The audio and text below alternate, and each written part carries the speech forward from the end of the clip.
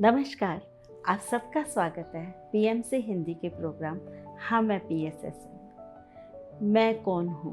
आत्मा का ये प्रश्न जब किसी को बचपन से ही परेशान करे तब उसको चैन नहीं पड़ता जब तक उसको इसका जवाब नहीं मिल जाता। आज हमारे साथ स्टूडियो में जुड़ने वाली हैं मीनल जी, जिनको बचपन से ही ये प्रश्न परेशान कर रहा था, पर आखिर में उनको जवाब आकर मिला पीएसएसएम में।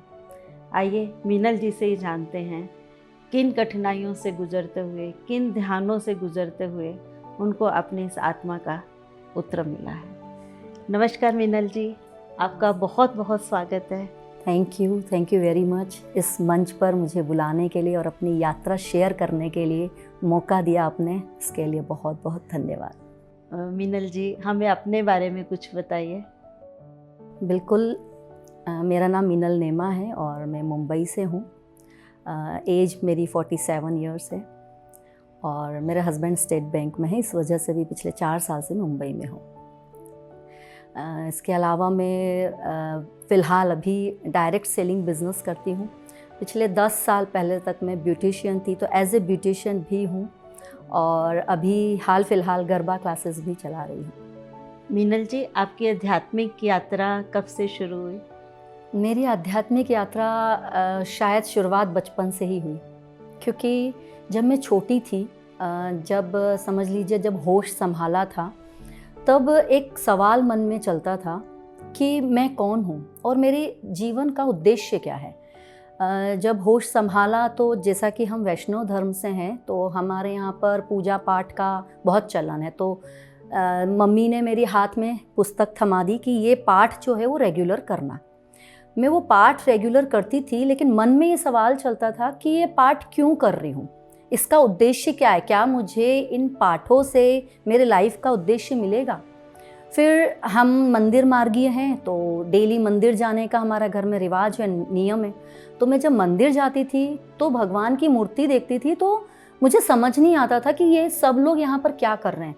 मैं आंख बंद करके उस मूर्ति को अंदर ध्यान में लाने की कोशिश करती थी कि मुझे ये जो दर्शन हो रहे हैं वो अंदर से दर्शन हो, बट वो नहीं होते थे। तो बहुत सवाल चलता रहता था कि हु एम आई और मेरे इस लाइफ का पर्पस क्या है। ये बहुत छोटी सी उम्र में ही मुझे कचोटता था।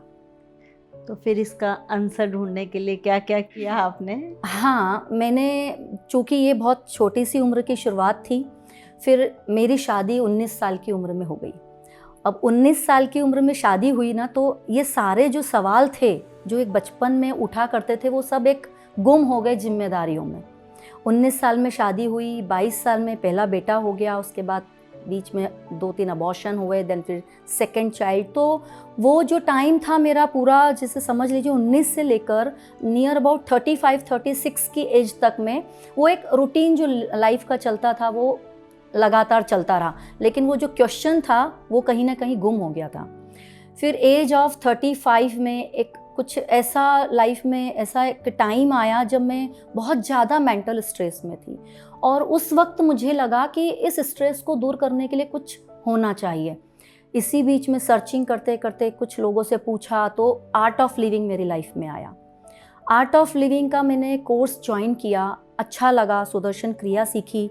उसमें भी जो ज्ञान था वो ज्ञान पहली बार सुना था कि अपने आप को एक्सेप्ट करो, जो जैसा है उसे एज इट इज़ एक्सेप्ट करो, जैसी सिचुएशन है, परिस्थितियां हैं, उसे एज इट इज़ स्वीकार करो।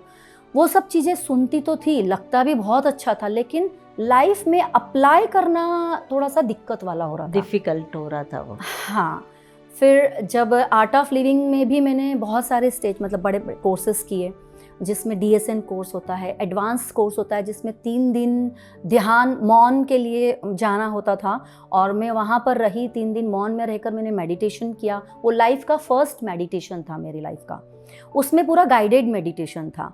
मौन क्या होता है वहाँ पर जाकर पहली बार पता चला, लेकिन मौन वहाँ पर भी एक सेटिस्फेक्शन नहीं मिला, क्योंकि एक्चुअल ध्यान नहीं पता चला वहाँ पर। क्योंकि गाइडेड मेडिटेशन था, तो जो वो बोल रहे थे वो ही करते जा रहे थे, लेकिन वो एक जो बोलना चाहिए अंदर की जो प्यास थी ना, वो बुझ नहीं पा रही थी। फिर मैंने वहाँ एडवांस उसके कोर्स करने के बाद में नेक्स्ट कोर्स था इनका DSN का कोर्स। एक बात बता दूं, मैंने आर्ट ऑफ लिविंग में भी हर कोर्स करने के लिए काफ़ी अमाउंट पे किया था, क्योंकि वो सब कोर्स फ्री नहीं होते थे। और डीएसएन कोर्स किया। डीएसएन कोर्स करने के बाद में वहाँ पर भी मेरा पर्सनालिटी डेवलपमेंट हुआ, क्योंकि मैं एक बहुत शर्मीली, संकोची लेडी थी। इजीली मैं किसी से सामने एक्सप्रेस नहीं हो पाती थी। तो ये कोर्स करने से मुझे ये बेनिफिट तो हुआ कि मेरा थोड़ा पर्सनालिटी डेवलपमेंट हुआ, लेकिन सेम थिंग अंदर से जो एक क्वेश्चन था ना, who am I and what is the purpose of my life, वो मुझे नहीं मिल रहा था। उसी बीच में चूँकि एडवांस कोर्स किया ना, तो मुझे थोड़ा सा तो ये लगा कि शायद मेरी जो भूख है वो ध्यान है। तो उसकी वजह से मैं डाइवर्ट हुई ब्रह्म कुमारी में, क्योंकि मुझे पता चला कि ब्रह्म कुमारी में ओनली मेडिटेशन होता है। और second thing, art of living से मेरा थोड़ा सा डिटैचमेंट इसलिए भी हुआ क्योंकि वहाँ पर गुरु पूजा को इम्पॉर्टेंस दी जाती थी, और वो चीज़ मुझे शुरू से ही नहीं समझ में आई कि गुरु की आरती करना, पूजा करना, वो एक पता नहीं क्यों मुझे शुरू से ही वो चीज़ के लिए लगता था कि ईश्वर तो निराकार है, तो फिर हम साकार की पूजा क्यों करते हैं।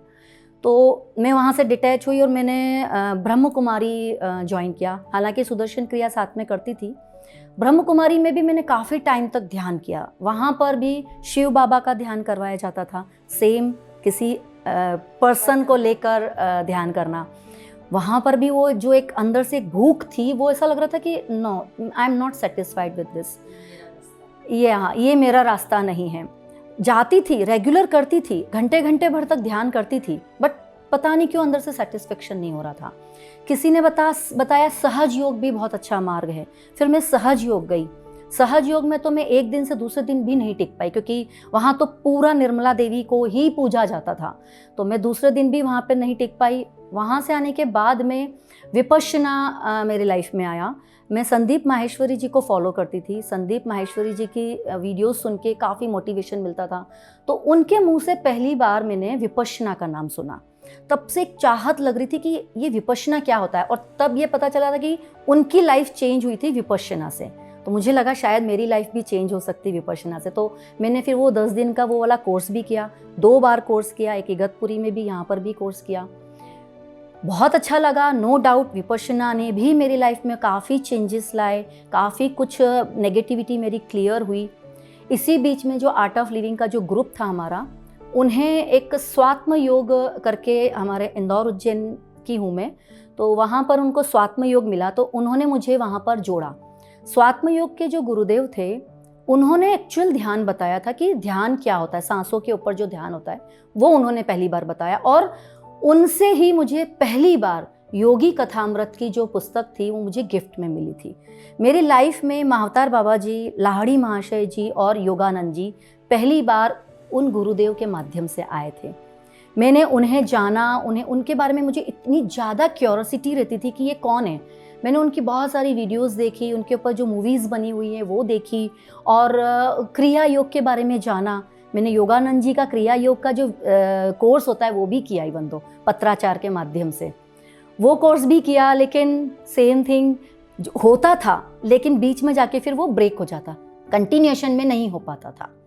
फिर ये जो स्वात्म योग में भी जुड़ने के बाद में, चूंकि ध्यान मिल रहा था, ज्ञान भी मिल रहा था, लेकिन वहाँ पर भी एक चीज़ की कमी लग रही थी कि गुरुदेव के साथ में मैं फ्रीली बात नहीं कर पाती थी। मतलब वहाँ पर जो थी ना, गुरु और शिष्य परंपरा थी। गुरु और शिष्य की परंपरा में मतलब क्या कि मैं जब तक एक पूर्ण शिष्य नहीं बन सकती, तब तक मैं गुरु का साक्षात्कार या गुरु को स्वीकार नहीं कर सकती। और एक डर, एक लाइन थी, एक बोलना चाहिए कि एक दूरी थी कि मैं हर चीज़ उनसे शेयर नहीं कर पाती थी। मुझे एक बहुत ज़्यादा भय था उनके लिए। और सेकंड थिंग कि मुझे ऐसा लगता था कि वो ध्यान में मैं उन्नति नहीं कर पा रही हूँ। वहाँ पर जब मैं दूसरे लोगों को देखती थी कि ये इतनी प्रोग्रेस कर रहे हैं, लेकिन मैं कुछ नहीं कर पा रही हूँ, जबकि मैं घंटों ध्यान करती। मन संकुचित हो रहा था ना, वहाँ हाँ। मन डर रहा था, मन संकुचित हो रहा था, एक जो दूरी थी वो आ रही थी। एग्जैक्टली मतलब एक फ्रीडम नहीं थी, और दूसरा ये था कि सेटिस्फेक्शन नहीं मिल रहा था कि मैं जो कर रही हूँ सही कर रही हूँ। और खुद के ऊपर भी ऐसा लगता था, गिल्ट फील होता था कि मैं शायद से वो एक परफेक्शन नहीं कर पा रही हूँ, एक शिष्य की भूमिका प्रॉपर नहीं निभा पा रही हूँ। तो वो एक दूरी होने की वजह से मैंने फिर धीरे धीरे करके एक लंबी दूरी बना ली, और वहाँ पर भी मेरा ध्यान पूरी तरह से छूट गया। इसी बीच में मेरे हस्बैंड का ट्रांसफ़र हो गया मुंबई में। मुंबई में आने के बाद भी मैंने साल 2 साल तो रियली ट्रूली स्पीकिंग मैंने रियली ध्यान से पूरी तरह से डिटैच हो गई थी। इसी बीच में मेरे हस्बैंड ने, चूँकि मेरे हस्बैंड को पता था कि इससे स्पिरिचुअलिटी में काफ़ी इंटरेस्ट है और ये ढूंढती रहती है, तो इसी बीच में उन्होंने मुझे आगे रह के बोला कि मिनल मैं किसी ग्रुप में जुड़ा हूँ, चूँकि उन्हें बिल्कुल इंटरेस्ट नहीं है मेडिटेशन में, स्पिरिचुअलिटी में कोई इंटरेस्ट नहीं है। उन्होंने मुझे बताया कि मैं एक ग्रुप से जुड़ा हूँ, पता नहीं मुझे किसी ने ऐड कर लिया था, मैं कभी उसको खोल के नहीं देखता हूँ, लेकिन इसमें पोस्ट आती रहती है मेडिटेशन से रिलेटेड, तो तुम चाहो तो इसको देख सकती हो। मैंने उसी वक्त उनका मोबाइल देखा और उसमें उस ग्रुप में लास्ट जो पोस्ट देखी वो थी JTTP 12 का एक ब्रोशर बना हुआ था। मैंने जैसे उसको क्लिक किया, उसमें महावतार बाबा जी का फोटो दिखा मुझे। ट्रूली स्पीकिंग मैं इतनी शॉक्ड हो गई, महावतार बाबा जी यहाँ, मतलब मैं जो समझती थी ना कि महावतार बाबा जी मतलब वो योगानंद जी से रिलेटेड या वो जो क्रिया योग से रिलेटेड वो वहीं तक ही है। जब मैंने JTTP के एडवर्टाइज में महावतार बाबा जी को देखा तो मैं इतनी शॉक्ड रह गई कि महावतार बाबा जी से रिलेटेड कोर्स है, मतलब क्रिया योग से रिलेटेड कोर्स है। मैंने बिल्कुल भी देरी नहीं की और इमीडिएट मैंने वहाँ पर रजिस्ट्रेशन करवा लिया। तो PSSM में मेरी जर्नी जो है वो अप्रैल 2021 से स्टार्ट हुई। तो यहाँ आके सेटिस्फेक्शन मिला, कैसा अलग लगा? बहुत बहुत सेटिस्फेक्शन। मैंने 30 दिन का जो JTTP का कोर्स किया ना, लिटरली मैंने बहुत ईमानदारी से किया। रोज़ सुबह 4 बजे उठना और सारा पूरा कोर्स लिखकर मैं पूरी डायरी बनाई थी। मैंने पूरा जो रोज़ का जो ज्ञान रहता था वो पूरा राइट डाउन करती थी और उसको फिर रिवाइज़ करती थी। मतलब मैंने पूरा दिल से वो कोर्स को किया और 30 दिन में इतना ज्ञान मिला है कि शायद जो मेरी पुरानी जर्नी थी ना उसको भी मैं समेट लूँ। जो 10 साल की जो जर्नी थी उसको भी मैं समेट लूँ तो उससे कहीं ज़्यादा ज्ञान इन 30 दिनों में मुझे मिला था। आत्मा क्या होती है, सोल जर्नी क्या होती है, आफ्टर डेथ क्या होता है, अपना जो सोल का जो मेन पर्पस क्या है, और हमारे जो एस्ट्रल ट्रेवल क्या होता है, स्पिरिचुअल गाइड क्या होते हैं, इतना सब कुछ ज्ञान जो मिला ना मुझे वो सिर्फ और सिर्फ PSSM में आने के बाद। और उससे ज़्यादा चेंज गुरु का जो कॉन्सेप्ट वो मिला आपको? रियली गुरु का कॉन्सेप्ट तो मेरा यहाँ पर आकर क्लियर हुआ। लिटरली शुरू में पत्री जी के लिए भी मेरे मन में ऐसा नहीं था गुरु भाव, क्योंकि मैं बहुत सारे गुरुओं को चेंज कर करके आ चुकी थी, तो मन में ऐसा लगता था कि अब कोई नया गुरु नहीं बनाना है, और वो गुरु पूजा जो थी वो मुझे थोड़ा सा वो एक दूरी बनाती थी उस चीज़ के लिए। लेकिन लिटरली जब पत्री जी को सुना और जब वो बोलते थे कि सब मास्टर हैं और मैं गुरु नहीं हूँ, मैं आपका दोस्त हूँ, तो जब ये चीज़ सुनी ना तो बहुत नया कंसेप्ट लगा कि कोई गुरु बोल रहा है कि मैं गुरु नहीं हूँ, मैं तो तुम्हारा दोस्त हूँ। तो दोस्ती का रिश्ता, चूंकि हम जानते हैं कि दोस्ती का रिश्ता जो होता है वो क्या होता है कि एक अपनापन वाला, इस दुनिया का सबसे प्यारा यदि रिश्ता है वो दोस्ती का रिश्ता। तो वो चीज़ जब लगी मुझे कि यार ये तो दोस्त हैं। और सेकंड चीज़, यहाँ बोलते हैं कि आप खुद मास्टर हो, और मास्टर मतलब यदि आप यहाँ पर 5 मिनट का भी ध्यान कर रहे हैं तो आप मास्टर हैं। ये सुनकर मैं बहुत सरप्राइज हुई और मैं बहुत इम्प्रेस हुई इस चीज़ से। तो जब पत्री जी बोलते हैं कि मास्टर बनो या तुम मास्टर हो, तो उससे आपको क्या भाव समझ में आता है? क्योंकि मेरी पुरानी लाइफ में मैं पुराने जो अपना जो एक्सपीरियंस से मैंने जो गेन किया था कि वहाँ पर ये था कि जब तक आप एक पूर्ण शिष्य नहीं बन जाते तब तक आप मास्टर्स को पा नहीं सकते, है ना। यहाँ पर आपको मास्टर्स को पाने के सिखाया गया मुझे। मैं उस गिल्ट में रहती थी कि मैं अभी पूर्ण शिष्य ही नहीं हूँ तो मैं मास्टर कैसे बन पाऊंगी, वो तो मेरी लाइफ में कभी वो सोच में ही नहीं था। लेकिन यहाँ पर मास्टर का अर्थ था कि यदि आपने 5 मिनट का भी ध्यान किया है, आप उस 5 मिनट के ध्यान के एक्सपीरियंस होल्डर हो और आप उस 5 मिनट के एक्सपीरियंस को भी लोगों को शेयर करके लोगों को सिखा सकते हो। ये चीज़ मेरे लिए बहुत यूनिक थी कि मैं तो जबकि सालों, कितने महीनों, घंटों मैंने ध्यान किया, लेकिन तब भी मुझे ये फीलिंग नहीं आई कि मैं एक मास्टर हूँ।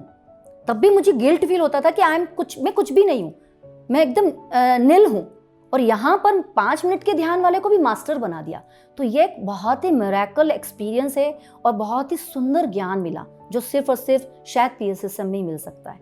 जैसे आप दूसरी संस्थाओं से भी जाकर आए हैं, आपने बहुत सारे बताए कि ऐसे ऐसे अलग है, और कुछ ऐसा पॉइंट जिससे आपको पीएसएसएम और अलग लगा हो कि क्या विशेषता है पीएसएसएम की? और एक सबसे पहली चीज़ बताऊं मैं, जैसे मैंने बताया कि मैंने बहुत कुछ सीखने के लिए चार्जेस पे किए, और यहाँ पर इतना सारा ज्ञान, और वो भी बिना किसी एक भी बोलना चाहिए कि बिना एनर्जी लिए, बिना कैश मनी एनर्जी लिए, ये एक बहुत बड़ा सरप्राइजिंग है। क्योंकि रियली आज जैसे बोलते हैं ना, छोटा सा भी यदि किसी को कुछ सिखाना भी हो तो उसके लिए लोग अपना कुछ न कुछ पारिश्रमिक लेते हैं, लेकिन यहाँ इतना ज्ञान, जो कि ये ज्ञान ना सिर्फ किसी का जीवन बदल रहा है, बल्कि इस लोक से लेकर परलोक तक को सुधार रहा है।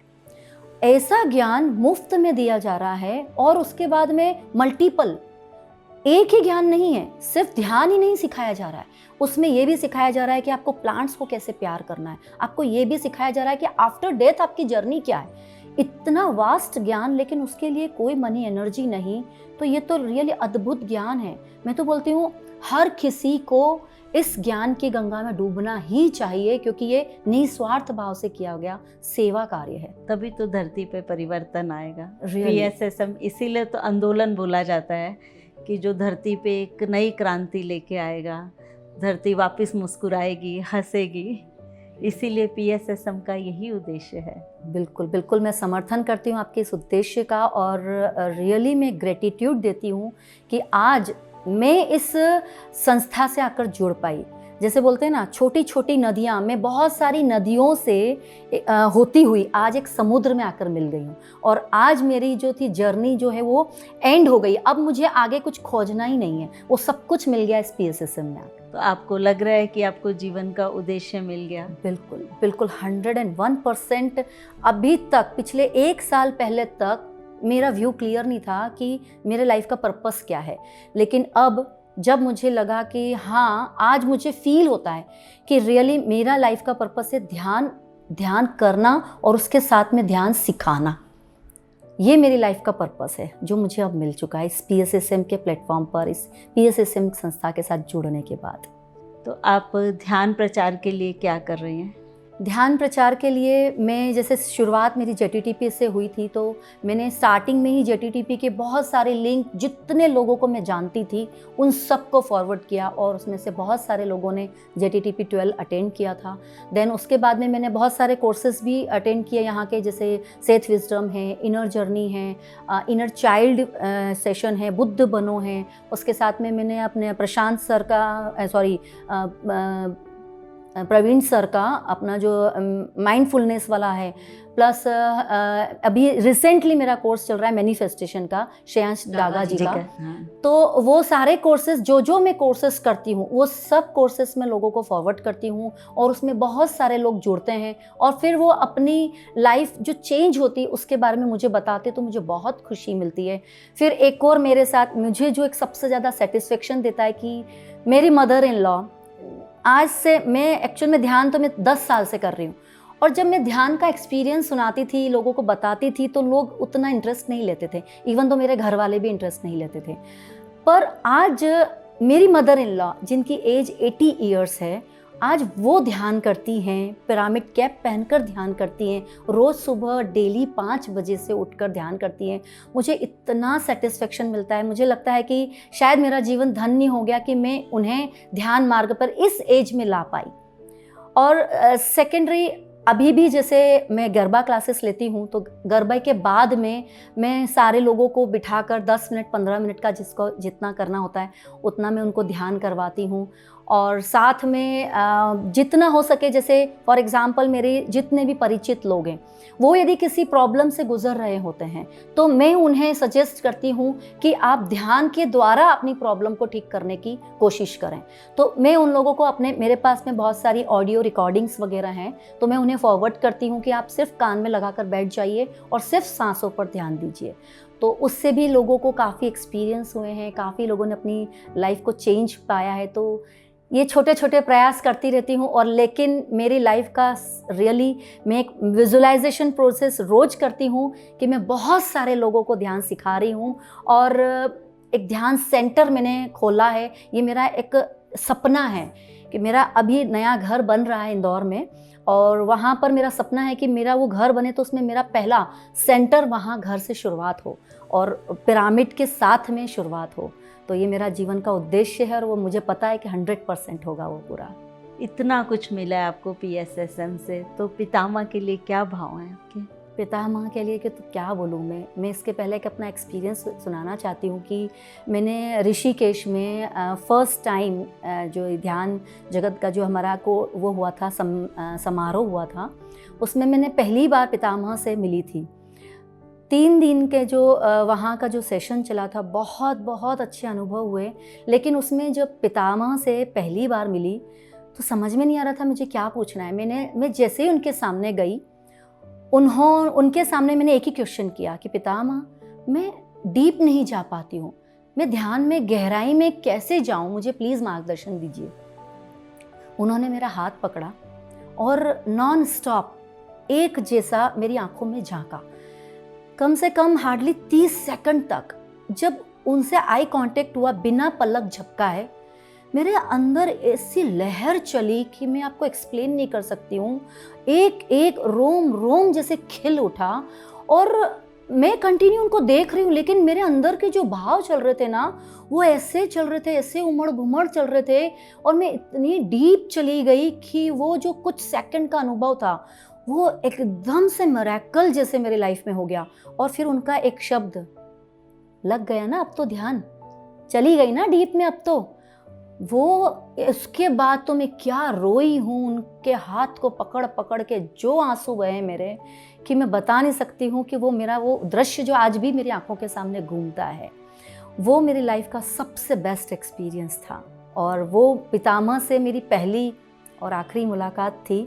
और वो जो उस वक्त मैंने पितामह को पहली बार जाना अच्छे से, दिल से, वो एक जो फीलिंग आई ना मेरी उस वक्त, वो फीलिंग मेरी वो पहली ऐसी फीलिंग थी जो पितामह के लिए आई थी। उसके पहले तक मैं पितामह को सुनती थी वीडियोस में, हम रेगुलर जो सेशन अटेंड करते थे उसमें पितामह साक्षात आते थे, बट वो फीलिंग नहीं आती थी। लेकिन वहाँ ऋषिकेश से जो फीलिंग आई ना, वो एक लव की एनर्जी जो आई, वो फिर मेरी उसके बाद में जो कंटिन्यू हुई। तो पितामह के लिए क्या बोलूँ मैं, उन्होंने एक सिंपल वेशभूषा में एक अद्भुत बोलना चाहिए कि ज्ञानी गुरु हैं वो, जिन्होंने बहुत ही सिंपल भाषा में लोगों को ज्ञान दिया।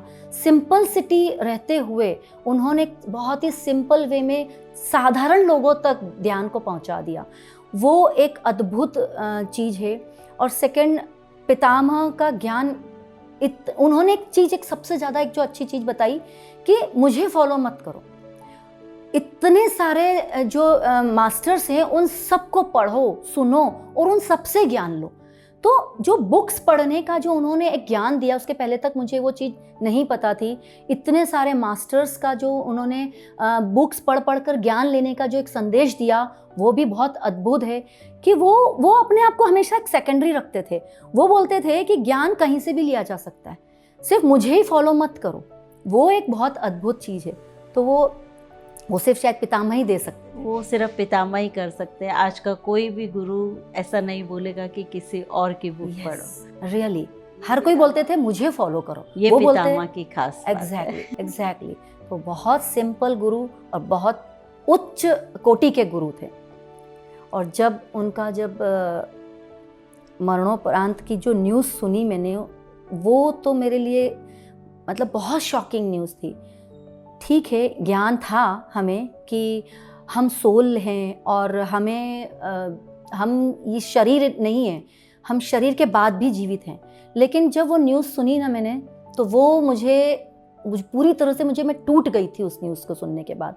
और मैं 24 घंटे तक मैं अपने आप को एक बोलना चाहिए स्टेबल नहीं कर पाई थी। ऐसा लग रहा था कि जैसे मेरी बॉडी का कोई पार्ट चला गया।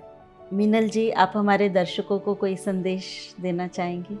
बिल्कुल बिल्कुल देना चाहूँगी। मैंने जो अभी तक मैं अपनी जर्नी में ये समझा, जो आजकल की जनरेशन सोचती है कि स्पिरिचुअलिटी जो है वो जीवन के जो बोलना आनंद मौज के बाद के लिए है, कि हमें जो ध्यान है वो हमें ना हमारे सारे मौज मस्ती कर लो और जब बुढ़ापा आएगा तब हमें ध्यान करना चाहिए। लेकिन मैंने इस चीज़ को जाना है, समझा है कि ध्यान जो है वो शुरुआत बचपन से हो जाना चाहिए। ध्यान जीवन के अंतिम पड़ाव के लिए नहीं है। ध्यान जो है वो हमें जितना छोटी उम्र से यदि बच्चे को सिखा दिया जाए तो उसकी लाइफ जो होगी ना वो कितनी स्मूथली चलेगी। ध्यान का मतलब ये नहीं होता है कि संसार को त्यागना।